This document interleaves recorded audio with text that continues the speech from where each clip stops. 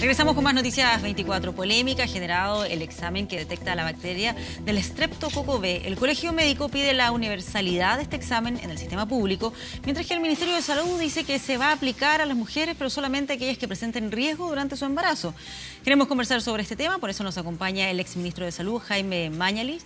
Muchas gracias por estar aquí esta tarde en Noticias 24. Gusto verlos, ¿cómo están? Bienvenido. Me parece que sería adecuado primero explicar de qué se trata esta bacteria y cuál es el riesgo que tiene para las mujeres embarazadas. La situación es la siguiente. Aproximadamente un 25% de las mujeres son portadoras en el intestino o en la vagina de este Streptococo B, que es un microbio, ¿no es cierto?, muy corriente, pero que no produce enfermedad ni síntomas. Cuando el niño, en el momento del nacimiento, pasa a través del canal vaginal o hay una cesárea, hay posibilidad de que este niño se infecte con esta bacteria. O si se produce una ruptura prematura de membrana, o sea, el saco que cubre al que está por nacer, al feto, ¿no es cierto?, se rompe la barrera y se puede contaminar, el niño puede tener una infección muy grave, meningitis, neumonía, en fin.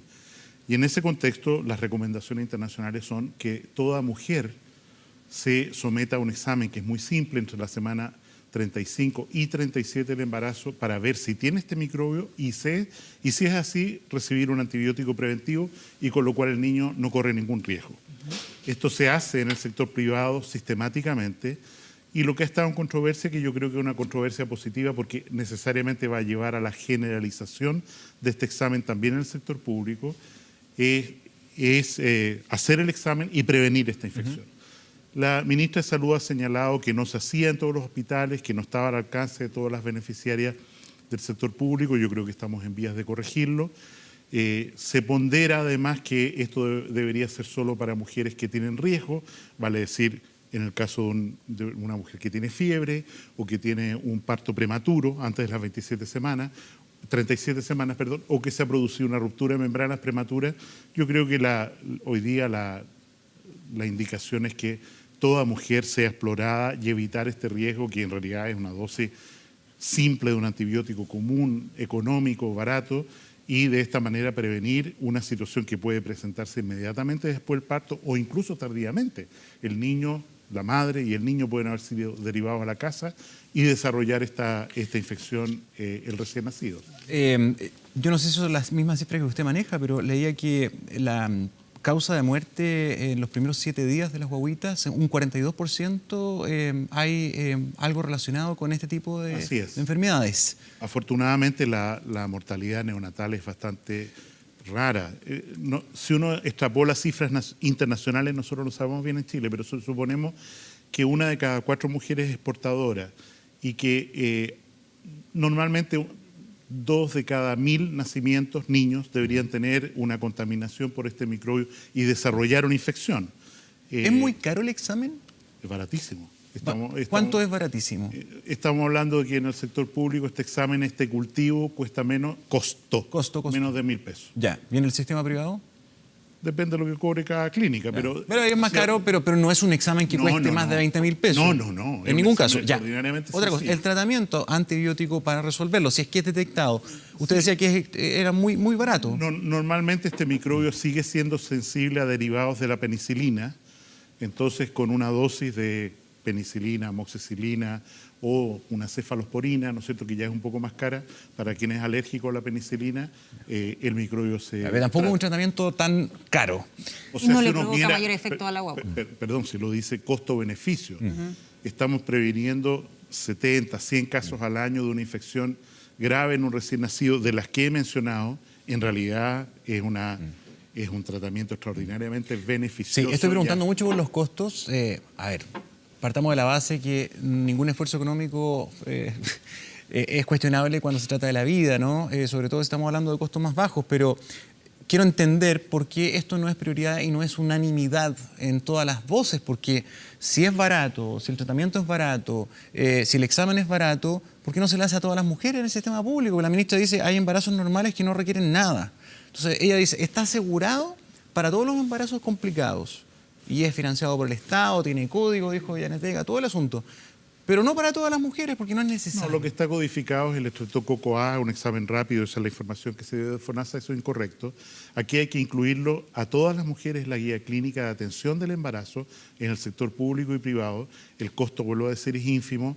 Discriminar si una mujer está en riesgo cuando no tiene síntomas en realidad o no, yo creo que es un esfuerzo absurdo cuando estamos hablando, insisto, de que un examen general, se hacen muchos exámenes generales en población que incluso tiene bajo riesgo, o sea, examen de SIDA en todas las embarazadas, examen de sífilis en todas las embarazadas. No tiene ningún sentido que una cosa que, ¿para qué vamos a estar discriminando, insisto, de que parece que esta mujer, que sí, que creo que no, cuando el resultado puede ser una meningitis en el recién nacido, una septicemia, hospitalización, grandes costos y riesgo de vida, como usted mencionaba recién, para los recién nacidos. Pero ¿y qué es lo que pasa en el sistema privado? Porque hoy día la ministra de Salud decía que no tenía todos los antecedentes al respecto. ¿Se toma este examen para todas las mujeres? Se toma, es una práctica y es curioso, ¿no es cierto? Porque los mismos obstetras a veces que trabajan en el sector público y privado, público en la mañana, privado en la tarde, le hacen estos exámenes a sus embarazadas del mundo privado y no lo piden o no está en la norma del sector público. Yo no haría un gran cuento de esto porque estamos a punto de resolverlo. Finalmente, ¿de quién depende que se haga o no el examen? ¿Del médico que está atendiendo en su momento a la embarazada? En el sector privado sí, pero ¿o por requiere eso una yo creo orden que ha llegado el a nivel momento de tenerlo en una norma, igual como las normas de vacunación o de, insisto, de examen de SIDA en todas las embarazadas, para decir, mire, esto forma parte. Y por lo tanto usted no puede excluirse porque significa un riesgo que no queremos aceptar. Debería estar en los procedimientos y protocolos oficialmente. Y es lo que va a ocurrir. Yo creo que hay tiras y aflojas, pero al final de cuentas lo que va a ocurrir en breve plazo es que esto se va a normar como una práctica habitual para todas las embarazadas de cualquier previsión o en cualquier lugar de atención en nuestro país. Ahora, solo un punto. Lo que dice la directora de FONASA, Janet Vega, que el examen es obligatorio, que tiene financiamiento estatal, que está en la guía clínica desde el año 2015. No. Está solo, como dice la ministra, para mujeres de alto riesgo y estamos hablando, igual como ocurre en los otros exámenes que he mencionado, que entrar a discriminar cuándo hay alto riesgo no es una cosa bastante compleja y parece mucho más prudente para un examen y un tratamiento derivado tan protector de bajísimo costo que lo hagamos en todo el mundo, como son las recomendaciones por lo demás del CDC en Estados Unidos y de las agencias que se encargan de este tema a nivel internacional. ¿Usted tiene más o menos una dimensión de cuál sería el costo fiscal de hacer esto una cosa universal para toda mujer? O sea, si estamos hablando de aproximadamente 150.000 partos en el sector público. Y estamos hablando de un costo real de 1.000, estamos hablando de 150 millones de pesos, una cosa así. Que a nivel de presupuesto no es una cosa tan relevante. Comparado con tratar con un niño que tiene una meningitis, una septicemia. Evidente. Además, lo que pasa es que le preguntaba porque una también de las razones que escribía la ministra de Salud es que evidentemente en el sistema público, a diferencia del privado, los recursos son menores y hay que focalizar. Tal vez también ese era un argumento del por qué no hacérselo a todas las mujeres. Por eso le preguntaba. O sea, dicho de esta manera, si nosotros hacemos, hoy día en Chile nacen por transmisión vertical SIDA, 3 niños, 4 niños al año, y para evitar esto hacemos screening en todas las embarazadas, en el sector público o privado, 240.000, 250.000 mujeres por año que están en proceso de, digamos, durante el embarazo. En este caso estamos hablando de algo mucho más consistente. Estamos hablando de 100 casos al año de niños que tienen efectivamente situaciones de riesgo vital y que pueden prevenirse en una forma muy simple. Vale la pena hacerlo. Y en ese contexto entiendo que se ha dado una discusión un poco ácida, pero lo que va a ocurrir es que vamos a terminar haciéndolo para todo el mundo. ¿Cuántas ideas le ha puesto usted también a la discusión? Porque ahí en la cooperativa fue bien duro con Janet Vega, ¿eh? Bueno, lo que pasa es que la información que ella transmitió no es adecuada y me parece que hay que dar el paso de normarlo y sin eufemismo de que ya estaba, no estaba. No se hacía, hay que hacerlo, hagámoslo. Ahora Janet Vega responsabilizaba también a los médicos. Y ahí es donde me queda todavía la duda. Si el colegio médico considera que este es un examen que se debiera realizar de manera universal, ¿por qué no simplemente que los médicos lo soliciten? ¿Por qué es necesaria esa intervención del ministerio? O sea, no es necesaria porque cualquier médico atendiendo en el sector público podría solicitar examen con cargo a un cultivo corriente y evitar esta situación. O sea, yo creo que hemos llegado a una situación de conflicto que puede resolverse o haberse prevenido para que no ocurriera y no generar una situación de alarma en la opinión pública. E insisto, yo creo que el tema ya está a punto de resolverse. La ministra ha señalado que en todos los hospitales va a estar disponible, de los 12 o 14 que faltaban. Tranquilo. Sí, bueno, tal vez la consecuencia positiva es que ahora muchas mujeres tienen claro que existe este examen y que lo pueden solicitar y lo relevante que es también. Así es, usted lo ha dicho. Muy bien. Sí, quería ir a la política porque usted también es un activo panelista ahí en Cooperativa, como decíamos, y analiza semana a semana. Yo estoy donde ustedes me llegan. ¿Sí? Bueno, vamos para allá. Lo invitamos cordialmente a la arena política. Son los conductores. Eso, sí. Oiga, con respecto a Beatriz Sánchez, que ha llegado a este escenario de candidatura, usted ha dicho, quien administre el Estado no puede ser un aficionado. Usted ha hablado de poca seriedad en esa candidatura. ¿Por qué de antemano no le pone ni una ficha a Beatriz Sánchez? A mí me parece que políticamente hay una situación bastante compleja para la nueva mayoría y es que la izquierda se le está escapando. En un principio parecía que había una cierta relación virtuosa ahí con el candidato Guillé, eso se está rompiendo y ellos han tomado más bien a Alejandro Guillé como un candidato de continuidad a la nueva mayoría y la izquierda frente a Amplio dice nosotros no estamos ni ahí con eso y por lo tanto tenemos que buscar otros rostros. Y en ese sentido me parece que Beatriz Sánchez es un rostro que convoca, que da una señal más de radicalización hacia la izquierda y está bien. Y de hecho, sorpresivamente, en la encuesta Cadem hoy día aparece ya con 2%. Con 2%, lo que es llamativo. Ahora, mirando la situación país, la crisis económica que nosotros tenemos, ¿no es cierto?, el precio del cobre que de nuevo se está derrumbando, los compromisos de financiamiento de programas ya comprometidos, efectivamente administrar el Estado es en la circunstancia actual algo que tiene que estar en manos de gente con mucha experiencia, cualesquiera que sean los nombres que para eso se convoquen. No estamos para experimentos, no estamos para aficionados y en ese sentido la candidatura de Beatriz Sánchez más bien testimonial.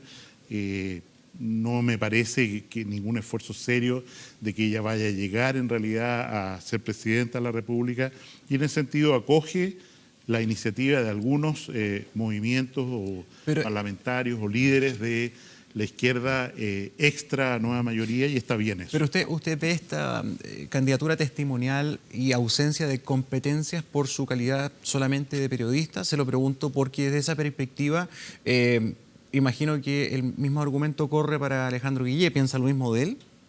O sea, yo lo dije antes, esta expresión la dije de hecho por Alejandro Guillé antes, en el mismo programa de El Primer Café de Cooperativa y la aplico subsecuentemente a Beatriz Sánchez, no porque ellos sean periodistas, el ser periodista puede ser coherente con ser un gran presidente de la República, pero insisto, administrar el Estado en las circunstancias que Chile está hoy día requiere en realidad una gran dosis de responsabilidad, de levantar el país, de levantar el empleo, de levantar la economía, porque eso se está transformando en la primera prioridad para el próximo gobierno, la situación... ¿Pero se puede emitir, Jaime, ese juicio antes de conocer, por ejemplo, cuáles pueden ser las propuestas que haga la eventual candidata Beatriz Sánchez? Porque ella todavía no dice que sí a esa propuesta. Es una voz de alerta. O sea, pensar que recién ella ni siquiera ha dicho que acepta la nominación, a pesar de que ya le están dando órdenes de partido, lo que puede hacer y lo que no puede hacer, pero ni siquiera ha dicho de manera tal que en el tiempo que queda para las elecciones, estamos hablando de 230 y algo días, 36 días, si no me equivoco, que ella pueda armar un equipo con gente que tiene experiencia. Yo tengo una sana duda de que eso pueda ocurrir, dejando la eventualidad que todavía, insisto, no ha dicho que sí a esta nominación. Claro, y la duda es qué tan testimonial puede ser si tal vez ella puede conquistar a aquellos desencantados de la política tradicional. Ya en esta primera encuesta aparece con ese 2%. Recién, y eso que todavía ni siquiera dice que sí a esta eventual candidatura. ¿No es ahí también adelantarse demasiado? Yo pienso que la continuidad de la nueva mayoría está en una duda muy grande y cada día aparecen nuevos candidatos, el senador Navarro apareció ofreciéndose, ¿no es cierto?, durante el fin de semana, que reflejan la falta, insisto, de un liderazgo potente para continuar el programa de la presidenta Bachelet. Y en ese sentido, yo creo que los dados ya están tirados, las candidaturas o la primera vuelta van a estar entre los nombres que conocemos, con alguna probabilidad de pasar a la segunda, sea Alejandro Guillé, sea el expresidente don Ricardo Lagos, sea Carolina Goich, está por verse. Quien claramente va a estar ahí es, en el hecho político más relevante de la última semana, me parece a mí, el expresidente Sebastián Piñera, que hoy día 50% de las personas consultadas creen que va a ser el próximo presidente de la República. Jaime, con respecto al expresidente Piñera y a la luz de los resultados de la última encuesta, porque es la primera encuesta post lanzamiento de su precandidatura, ¿a qué adjudica usted una suerte de inmunidad de la crítica por los conflictos de interés a Sebastián Piñera? Porque claramente hay consenso en todo que ese es el talón de Aquiles o ese es el tema que recurrentemente se le va a ir criticando. Sin embargo, él ha mantenido a lo largo del tiempo un porcentaje de apoyo más o menos estable. ¿Esto obedece a qué? ¿Usted cree a la gente no le importa en el fondo el tema del conflicto de interés o que ese porcentaje obedece más bien a un voto que es bastante fiel y duro, al cual apuntó Piñera claramente en su precandidatura y en su discurso, por la forma? Yo pienso de la encuesta Cadem de hoy día que hay dos hechos. El primero, paradójicamente, hay un 25% de los consultados que dicen que votarían por él y un 50% de los mismos consultados dicen que cree que va a ser. Esa brecha entre 25 y 50 yo creo que es una manifestación del pudor de arrepentidos de la nueva mayoría, de que votaron por Bachelet, que están completamente arrepentidos y cuando le preguntan dicen no, en realidad yo no votaría por Piñera, en realidad van a votar. O sea, creo que ahí hay una cosa ya bastante sólida en torno al presidente Piñera, que está proponiendo ideas, discusión y que le están contestando de todas partes. Respecto al tema de la separación entre negocios o actividad privada y presidencia, yo creo que hay un hecho de la causa que la gente juzga bien y es que durante su primer gobierno esa cosa estuvo bastante bien delimitada y salvo las controversias que ha señalado espuriamente, en mi opinión, el diputado Gutiérrez, no hay un tema para la ciudadanía ahí porque ya rindió examen, ya rindió prueba.